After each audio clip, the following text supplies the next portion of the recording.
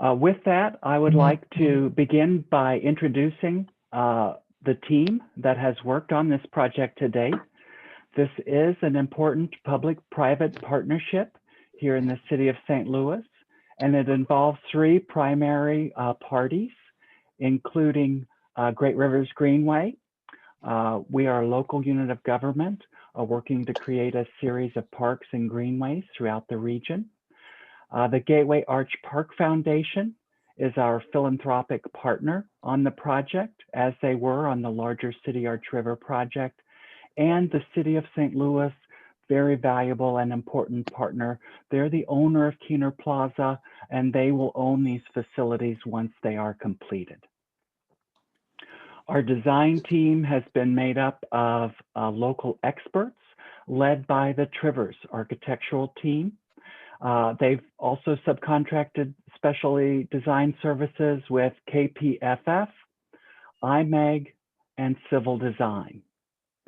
Great Rivers Greenway has procured BSI constructors to be our owner's representative, our construction manager for the project, and BSI also served that role during initial park construction. We also have some operational partners that are not listed on the agenda before you today.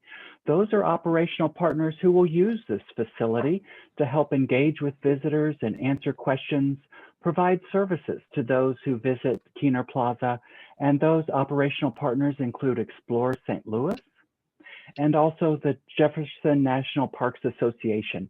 They're the bookshop operator within the Gateway Arch Museum and also the old courthouse.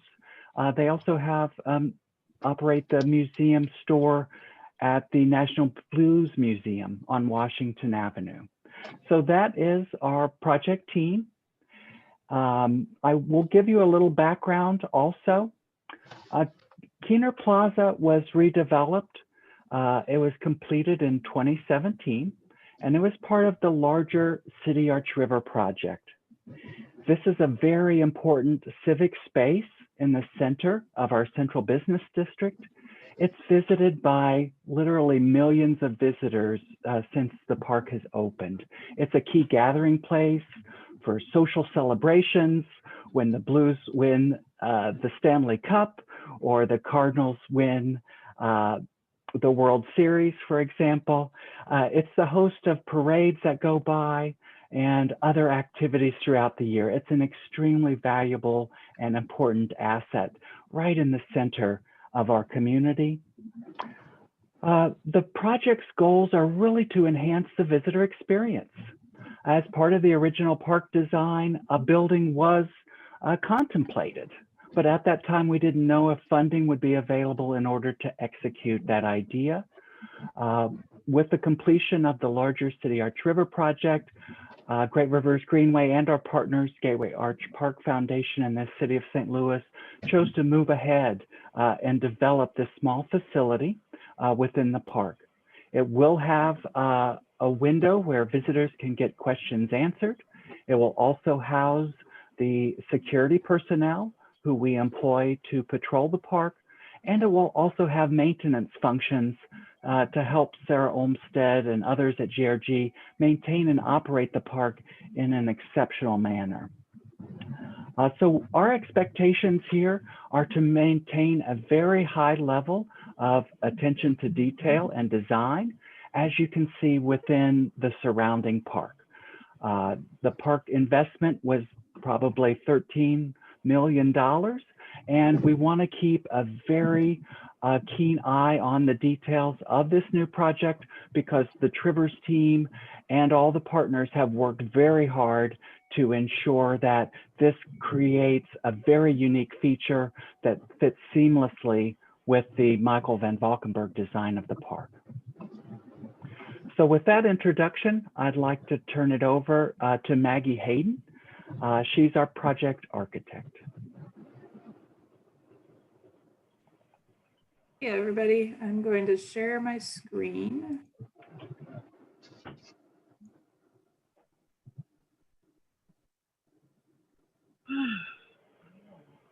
Let me know when you can see it. I can see it, Maggie. Okay. It's Hey, an I got a question introductory for you real quick. slide. To test your memory, back on East End enhancements, do you remember the exterior bronze metal site rails? Chris, you're unmuted. I'm going to mute you. Had a bronze cap on it, probably went at exterior stairs somewhere. Did we pick up the field painting on that by? All right, I've muted Chris. Please continue, Maggie. All right, so I have a short presentation just to summarize the project before we get started. Describe where we are. It seems like we've been working on this for a long time, but it has been a long time. It started in 2018. So the first slide that will pop up eventually is the site plan of the plaza. I just wanted to include this for reference so that you could see exactly where our building is planned. Hopefully it will go a little bit quicker.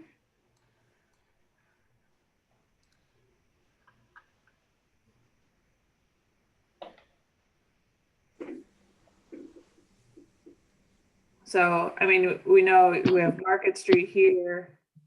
Let me make Market Street to the south, Broadway to the east, Chestnut on the north, and 7th Street on the west of Kiener Plaza. And we spent a lot of time researching the ideal site locations for a building like this that would serve park visitors the best, but also work with the existing programming that's already planned and occurs on the site daily and seasonally. We also have a few odd plot restrictions where we aren't able to cross some of these sight lines here. So the building could be either on one side or the other, but couldn't cross in between. So we pretty quickly decided that within this shade garden was the best place for the building. So this orange box indicates where the future visitor center will be located. It allows for the running statue to be visible. Like if you take a picture from the running statue, you still have clear sight lines to the arch and and then it also is pretty visible from all the different entrances of the site. So for our site plan, just to walk you through this quickly, the building is small. It's about 750 square feet. It's largely a precast building where it's one-story precast walls that sort of create two different volumes. We have the maintenance storage building on the west and the retail and storage restroom building on the east. There is a breezeway in between, which opens up to the transaction window for retail, which will allow the partners that Lonnie just mentioned to interact with the public there. So we've incorporated a transaction window in here that can be used for retail, any special events that might happen if some partnerships are created for that as well. Security will be based within the retail office. There's a designated staff restroom for just the security and the retail staff. And then we have a storage room on the very east side of the building. And you'll see on the plans within the set that this storage room has rough-ins set up for future plumbing. And that's one of the alternates that we'll talk about here in a minute to develop this space as a future restroom if desired, after construction is done here. So exterior, jump to the elevations. The exterior of the building will largely be the exposed precast concrete. That's what you'll see in these white expanses here.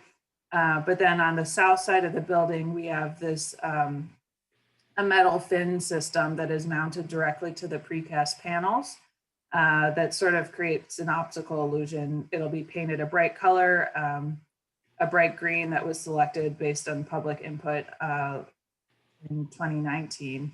And then the fins are all angled so that it changes how you see the building as you walk by it. Through the breezeway, you can see the transaction window. There's a window for security. And otherwise, it's sort of a pretty straightforward 2 rectangular box building. Where it will have a membrane roof we have an alternate for a green roof on top of that, which we'll talk about here in a minute. I'll just jump to the last slide is the rendering.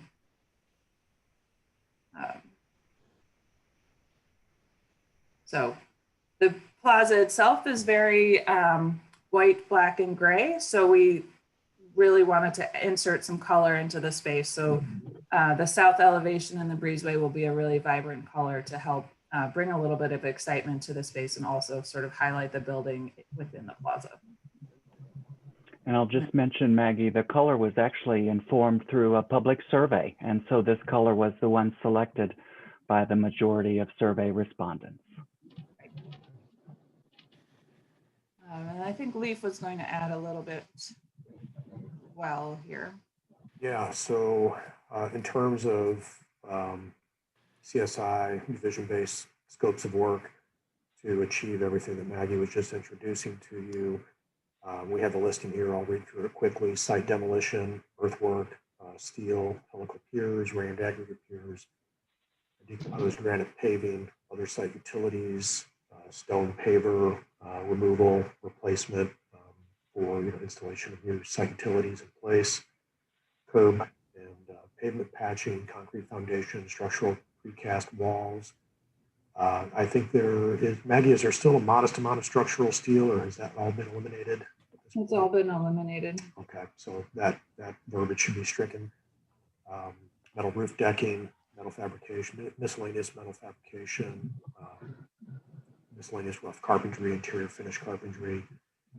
There will be some plastic paneling, FRP type paneling in the restroom space, damp proofing, sheet metal, EPDM roofing, alternate for the vegetative roof system, joint sealants, hollow metal doors and frames, the side folding grills at either side of the breezeway, small amount of aluminum storefront, door hardware and glazing, metal stud framing, like gauge metal stud framing, drywall, acoustical ceilings, resilient base, painting, toilet accessories. Another guy called and said he was having trouble too. Oh, I'm sorry, what was the comment? There's some technical difficulties. I believe it was background noise, Leaf. Oh, Please okay, continue. great, sure, thanks. And just to round that out, plumbing, HVAC, electrical, communications, and security. There are 3 alternates on the project. Maggie, if you would touch on those. Yeah, so we have 3 alternates. I can jump back to the plan.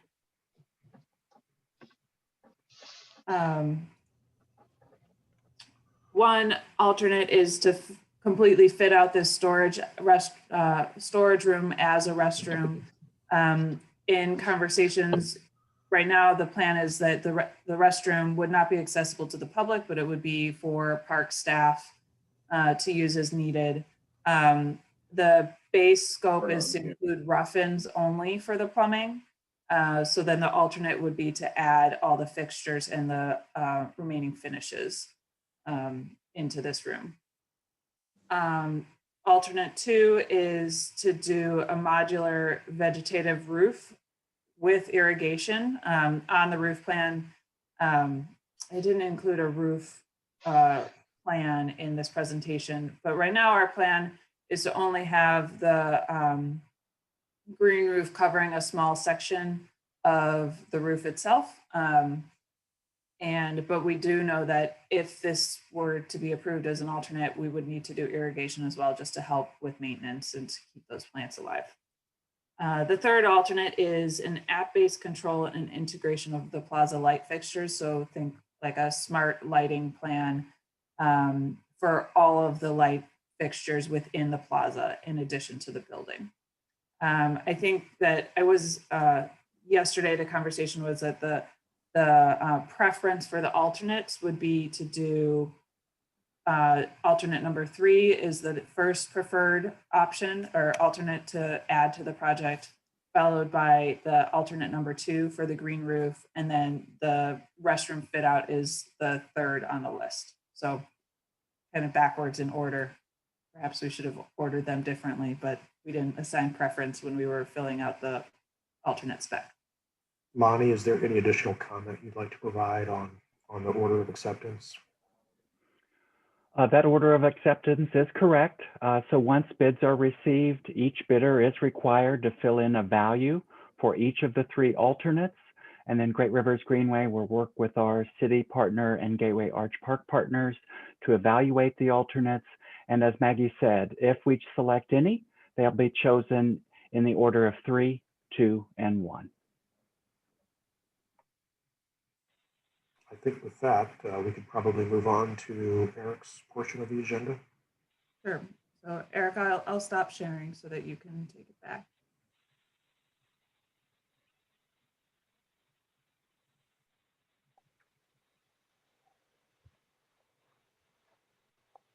Okay, I've put the agenda back up just so people can follow along. I'm Eric Eggers with BSI. I helped with the pre-construction on this I don't project. yet see the agenda, Eric. Cannot see the agenda.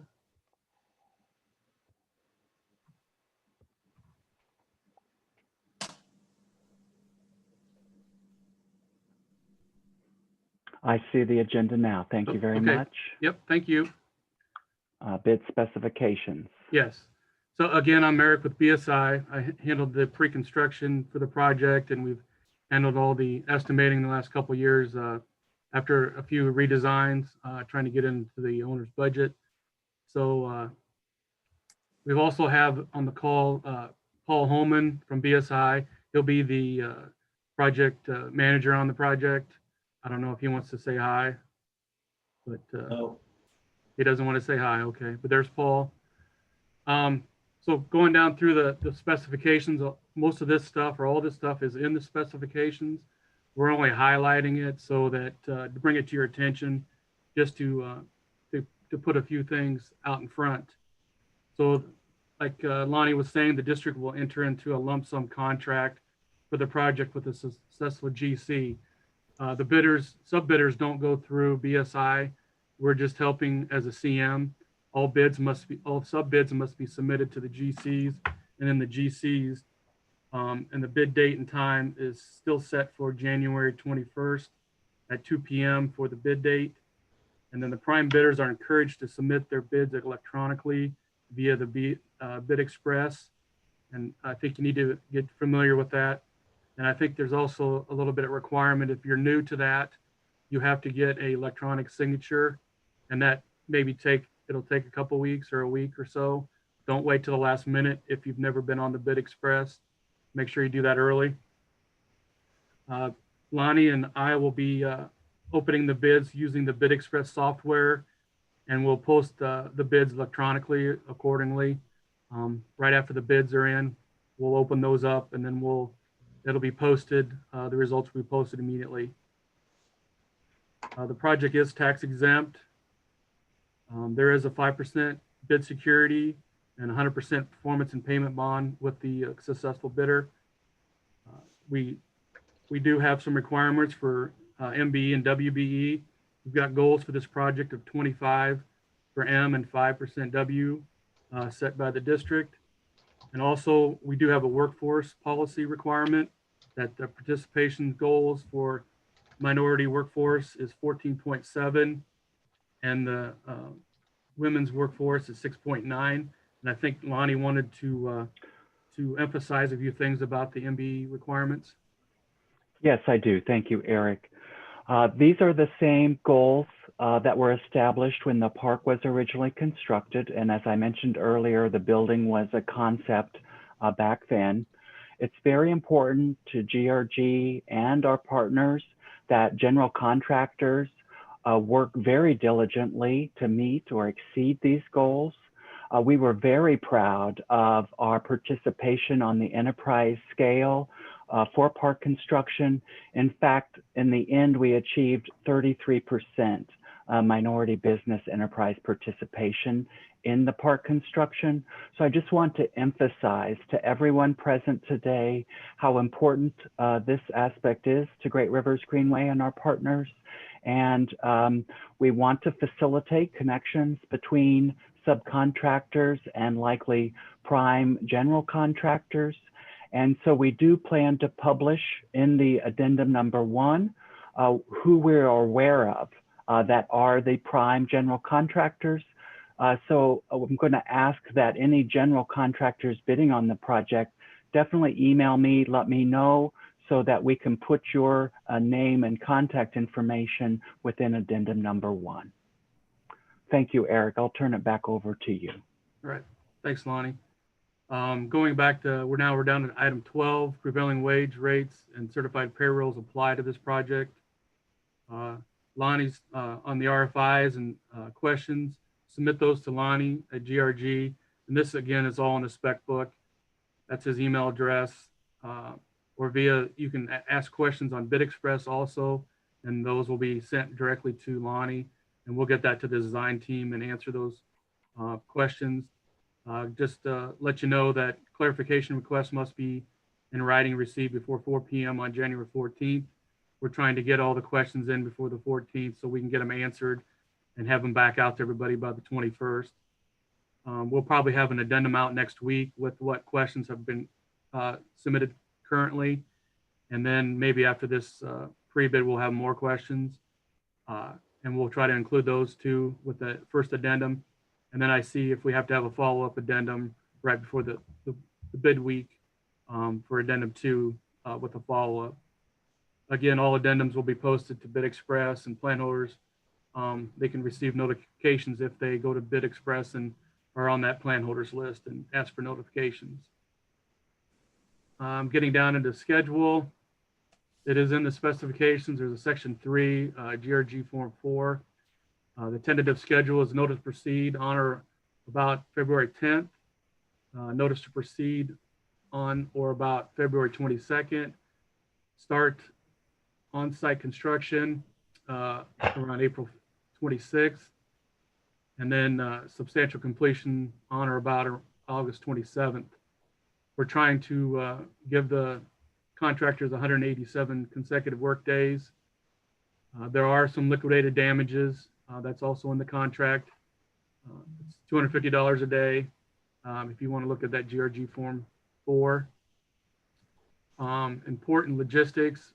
I was going to pull up a plan here.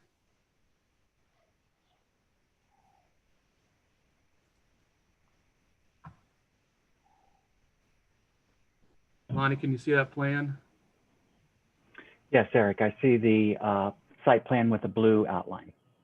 Okay, so this is where we're working on the park. I think Maggie showed you earlier a little bit about logistically wise where it's going to be located, but I've highlighted the blue fence. That's the fence, the project fence around the site. So it is fairly tight site. Well, we may modify this in an addendum where we're worried about these 3 trees that are inside the work zone. We may modify the fence around those trees and that planter. So that'll be coming in an addendum. So that's just kind of a heads up. But if I go to another plan here,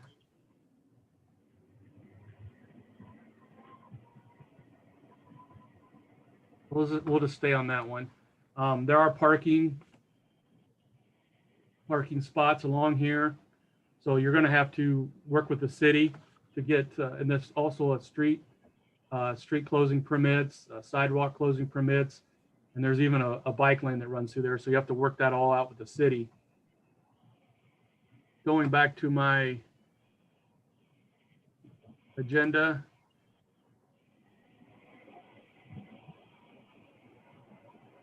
Yes, I see the agenda, Eric. The public, there are some public programs that are going to be going on in the park. At this time, we only know of one that could pose a little bit of problems, but we think that they might be able to stay away from you. But there is the city has a morning yoga on Tuesday mornings at 7 a.m. during the schedule of this construction. So we're going to try to work with them a little bit. It's at 7 a.m. I'm sure it probably only lasts an hour. It's only on Tuesday mornings. So we might have to work around that a little bit. But other than that, we don't really know of any major schedule activities in the park while you're working. But you will be working around the public. That there will be a lot of public there visiting the park while you're working. So we're going to want you to be aware of that. The testing is by the owner. Just to highlight the solar remediation, in the geotechnical report, it talks about some problem soil underneath where the structure is going to go. The design team was worried about settlement, so we've listed 2 items in the specs. You can use either one. One's a rammed aggregate pier spec, and one is a delicate design steel Helitech piers. Those are either or, by your option on what you think is more economical or what you want to use.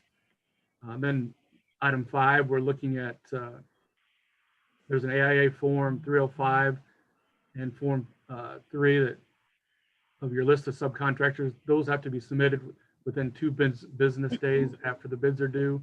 So you don't have to worry about listing your subs or your breakdowns beforehand.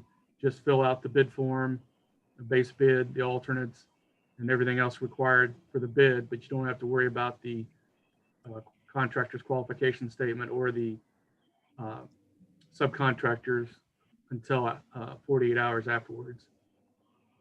Again, we talk about permits. All permits are to be paid by the contractor except the city building permit. The city permit has been submitted and approved, and it's waiting for us to pick up, and we'll purchase that. So you don't have to worry about the building's city permit. There is an MSD permit, and that has been approved and it's ready for pickup. The contractor needs to pick that up and pay the $195 fee. And then I just want to say again that there's a street, there's a bike lane, there's parking meters and sidewalk closing permits that you're going to have to work out with the city. We felt that we don't want to go out and purchase those for you because we don't know your construction plan. You might need a closing for one day, or you might want it closed for months. We don't know. So we're going to leave that up to you. You can have as much closure as you want as long as you work it out through the city and pay for the fees. Again, prime bidders, send information to Lonnie to say that you're going to be a prime bidder so that we can get you in that addendum. That will be helpful. I'll add, Eric, that just this morning on Bid Express, I did publish the existing plan holder list to date. And so that interested parties, subcontractors, and primes can now see the plan holder list live on Bid Express. So yeah, so if you want to go to Bid Express now that you can click on and see the plan holders list. That's good for everybody to know who's looking at what. But again, we would like to know about who's bidding as prime so that we can, there's subcontractors calling asking about that, and I want to be able to give them the correct list, but we will try to post it in the addendum also once we get that list generated. We are not having a site visit. The park is open to the public. You can go during the daytime hours and look at the park anytime you want. But with our current situation, we cannot have a scheduled site visit where we will be there with you on your own. I don't know if we want to open it up for questions. We want questions in writing, and anything that we answer today is not legally bound in the documents until it shows up in an addendum. So you can ask a general question or two if you'd like. It's hard to go through some of the questions via these calls, but if there is anybody that wants to ask a generic question, we'll open it up for that. I'll just add one thing for the site. It's the bike lane itself that runs just north of the sidewalk is a protected bike lane. It's not like a shared street bike lane. So from the road, you have a curb cut, 3-foot concrete barrier, and then the bike lane, and then the sidewalk. So you just have to take that into consideration when you're bringing trucks onto the site. And you'll see that when you go visit. So I just want to make that everybody aware of that. Thank you, Maggie. Any other questions or comments while this group is gathered to discuss this new feature within Kiener Plaza.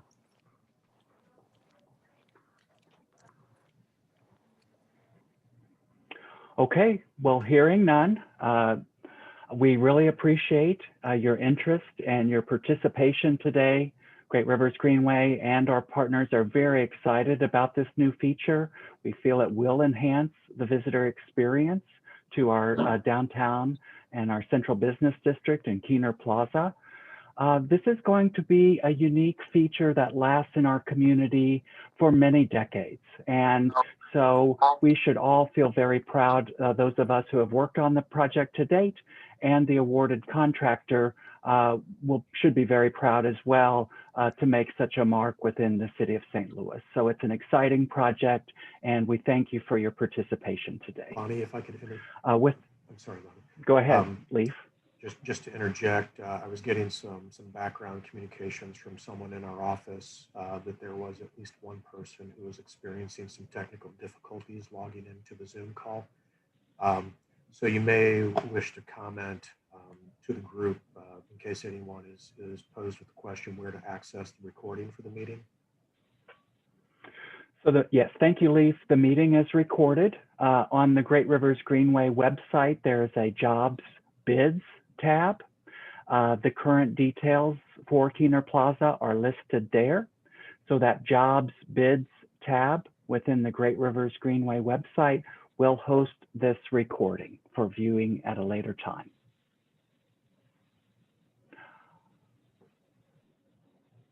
Any other comments or questions? All right, hearing none. Thank you again, everyone, and have a great day. Thank you. Thank you.